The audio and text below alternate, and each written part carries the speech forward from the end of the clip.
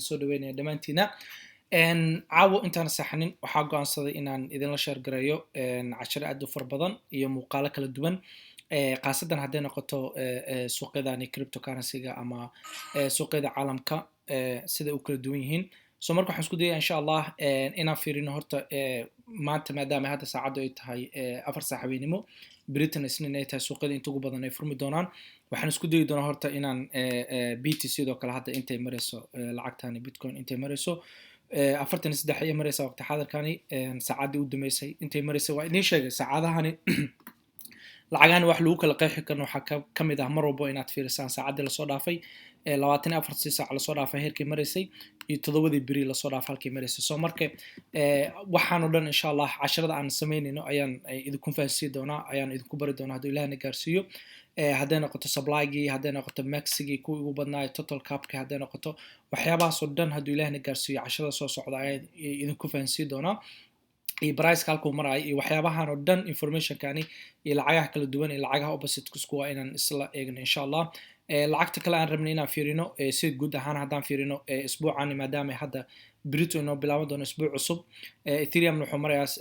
halkaas aad u jeedaan waqti xaadirkani market cap-kiisa waqti xaadirkan 10 Dubai halkaas ayuu marayaa qiimeyntii lagu sameeyay 24 saacadood halkaas ayuu marayaa soo marka suuqyada caalamkana sahan hore sheegay muhiim bay inoo tahay anaga inaan isla eegno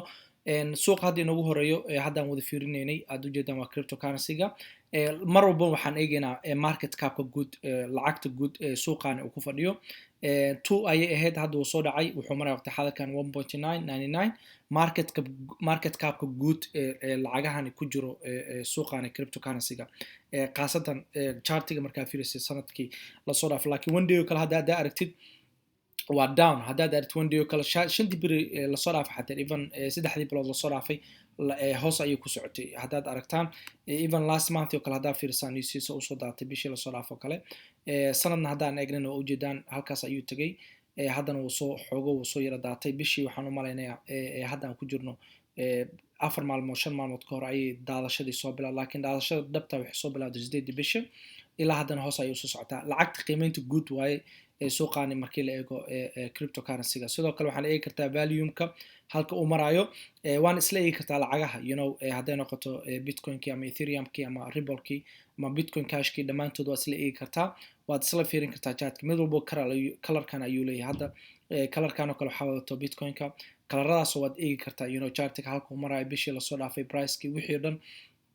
halkaas aad kala socon kartaa soo marka waxaan idinku codsanahay inaad waxaasina qiimeysaan 100% aad eegtaan suuqa kale FX market-ka waay waxaasna waxaan u jeedin doonaa Ustaad Axmed asaga ayaa Brito qeexi doono suuqa kale aan isla fiirino waxaan rabaa inuu noqdo suuqa stock market-ka badanaa stock market-ka horaan idin sheegay kambaniyada waaweyn sida caanka ah uma baahno research badan inaad samaysid because of xogtooda waa banaanka laakiin badanaa waxaan jeclahay inaan isla fiirino kuwa ugu waaweyn oo kale oo top gain ka sameeyo oo kale aykan waa eegi kartaa dadka xiiseynaya oo kale hadda kamanigan oo kale price-kiisa aad oo mosi oo kale raqiis buu u yahay waad u jeedaan $4 $12 $12 kale $8 maalintii Friday-da suuqa markii la xirayna hadda uu xiran yahay isniinta sida maahan suuqani crypto kale 24/7 maxaan dhahaa active ah oo furan suuqyadani waxaa la xiraa maalinta Friday-da waxaana la furaa maalinta isniinta so way xiran yihiin hadda tomorrow suuqii ay la furi doonaa si live noo soo galayna insha Allah haduu Ilaahay gaarsiiyo waxaan idin ka codsanaynaa inaad eegtaan sida ugu quruxda badan tomorrow inaad kasoo faa'iideysan kartaan waana qeexi doonaa sida lacagahan loo fiiriyo hadday noqoto chartigoodii saad u eegi lahayd price-kii ula socon lahayd hadday noqoto 5 days hadday noqoto 1 day hadday noqoto 5 hours hadday noqoto 1 hour hadday noqoto lacagahan inaad wada falanqeysaan idin ka codsan doonaa insha Allah trading view waa isticmaali kartaan Soomaalida dhamaantii trading view way isticmaalaan meel walba dunida ka joogaan futures-ka hadday noqoto xataa indexyada xataa easy waaye macalinkan idin bari doona sida hadda S&P 500 oo kale Nasdaq oo kale DJI oo kale dhammaantooda xog muhiimaad ka helaysaan waa soo marka waxaan ka codsanayaa inaad eegtaan oo aad isla fiirisaan 100% tomorrow waan isla eeganaa insha Allah waxaa kaloo rabay inaan xooga saarno aan idinku soo daro Brito insha Allah inaan ka hadlo exchange-yada ugu balaaran markay maato dhanka cryptocurrency-ga iyo lacagahan hadda anaga Aisha ku hayno sida hadda Cardano kale hadday noqoto price-kood u jeedaan waxay maraysaa waqti xaadirkan $2 iyo maxaan dhahaa iyo 11 cent XRP oo kale hadda wuxuu marayaa 1.9 waa 1.39 waa qiimo aad u wanaagsan laga faa'iideysan karo. Doge wuu soo dhacay xoogo wuxuu marayaa ujeedaan 47 wuu soo dhacay laakiin tomorrow suuq markuu furmo ayaa la arki doonaa. maxaan dhahaa datco sidoo kalena ayadana 38 40 something ayay maraysay haddaa dib u eego 7 bir la soo dhaafo kale haddaa tagtid ilaa wuxuu tagay meeshii ugu sareysay wuxuu tagay haddaan fiiriyo the last maxaan dhahaa 7 days oo kale haddaan fiiriyo ilaa wuxuu tagay waad ujeedaan 49 May 15 oo ahayd shalayto marka ilaa 49 ayuu tagay haddana wuu soo noqday hoos ayuu usoo tegay valuegiisa xataa wuu badnaay hadda valuegiisa hoos ayuu usii degayaa soo marka ayakana inaad isha ku haysana idinka codsanaya dhammaantood lacagahan oo dhan aad bay u dhaqaaqaan USD haddii loola eego dhammaantood iyo lacagaha kala duwan oo dhan ay israacaan oo kale iyo marketka markii lala eegayo soo marka waxaan idinka codsanaynaa waxaas oo dhan inaad waqti gelisaan deathka markii laga hadlaayo ama chartiga waad ujeedaan dadka bitska iyo maxaan dhahaa askiga qiimaha ay ku kala duwan yihiin almost maxaa gaarayso intaasoo qofood bid ayay dheheen intaas qofoodna ask ayay dheheen so waad ujeedaan priceka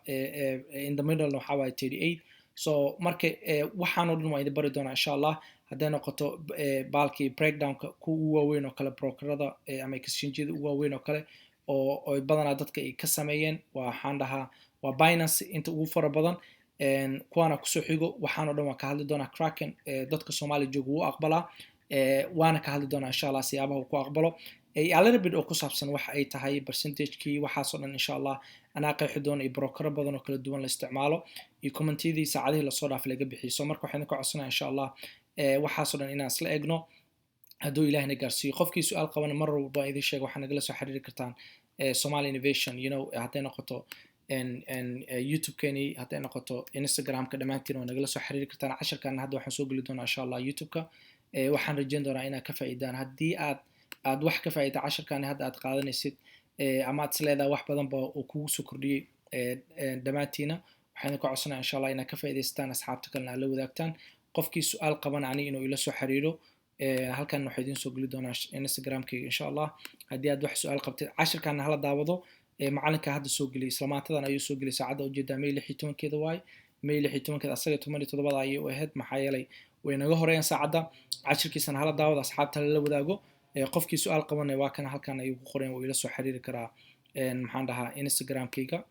waxaan rajeyn doonaa insha allah inaad ka faa'iidaystaan dhammaantiin meel walba dunida joogtaan casharada beritan ha laga faa'iidaysto insha allah tomorrow hadduu ilaahayna gaarsiiyo waa idin salaamaya dhammaantiina waxaa inoo balanaa berito hadduu ilaahayna gaarsiiyo insha allah. Assalaamu calaykum.